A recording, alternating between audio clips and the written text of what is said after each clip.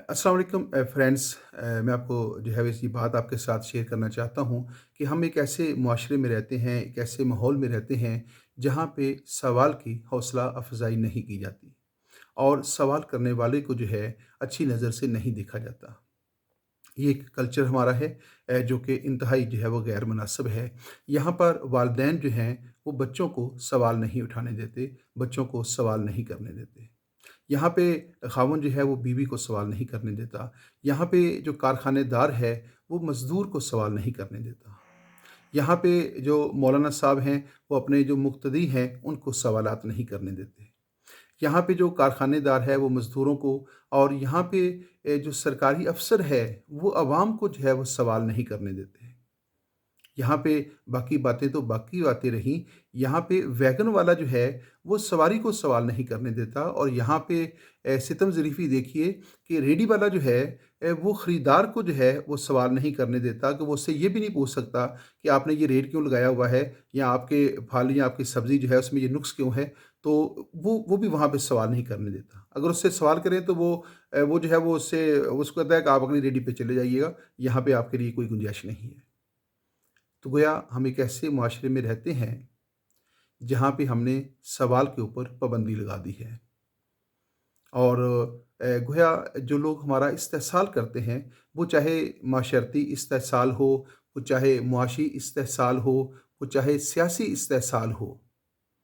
तो हर जगह के ऊपर जो है जब सवाल के ऊपर पाबंदी होगी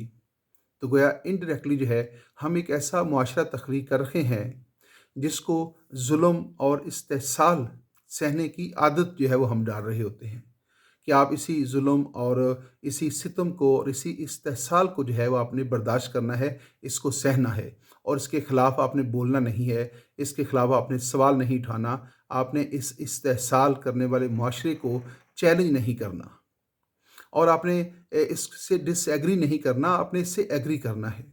तो जब हम एक ऐसा मुआशरा तख्लीक करते हैं, तो फिर हम तब्दीली का जो नारा लगाते हैं कि माशरे के अंदर तब्दीली क्यों नहीं आती, माशरा बेहतर क्यों नहीं होता, तो फिर उसकी गुंजाइश बाकी नहीं रहती। वही माशरे जो हैं वो आगे बढ़ते हैं और उन्हीं माशरों का सेहतमंदाना इर्तिका होता है, जहाँ पे सवालात उठाए जाते हैं और उन सवालात का जवाब दिया जाता है। जहाँ पे सवालात के ऊपर बंदिश हो और सवाल करने वाले को शक की नज़र से देखा जाता हो, तो वहाँ पे जो है मुआशरा जो है वो आगे नहीं बढ़ता, मुआशरे का इर्तिका नहीं होता। तो एक ऐसा माहौल तख्लीक करने की ज़रूरत है, जो ऐसा सेहतमंदाना माहौल जहाँ पे लोग आज़ादाना तौर पे जो है वो अपने सवालात जो हैं वो कर सकें और उन सवालात का जो है मुतलका लोग जो हैं, मुतलका अदारे जो हैं, वो उनका मुनासिब जवाब दें। तो अगर हम माशरती, सियासी और मुआशी बेहतरी चाहते हैं, तो हमें अपने रवैयों के ऊपर जो है वो नज़रसानी करना होगी और हमें सवालात पैदा करने और सवालात का जवाब देने का माहौल जो है वो फ़राहम करना होगा। अरस्तू जो कदीम यूनानी मुफ़क्किर है, उसका कहना ये है कि अगर आप एक सेहतमंदाना मुआशरा तख्लीक करना चाहते हैं, तो लोगों की इस तरह तरबियत करें कि वो ज़ादाना तौर पे सवाल कर सकें। तो इससे अंदाज़ा होता है कि सवाल करना जो है किसी भी मुआशरे के अंदर कितना ज़रूरी होता है।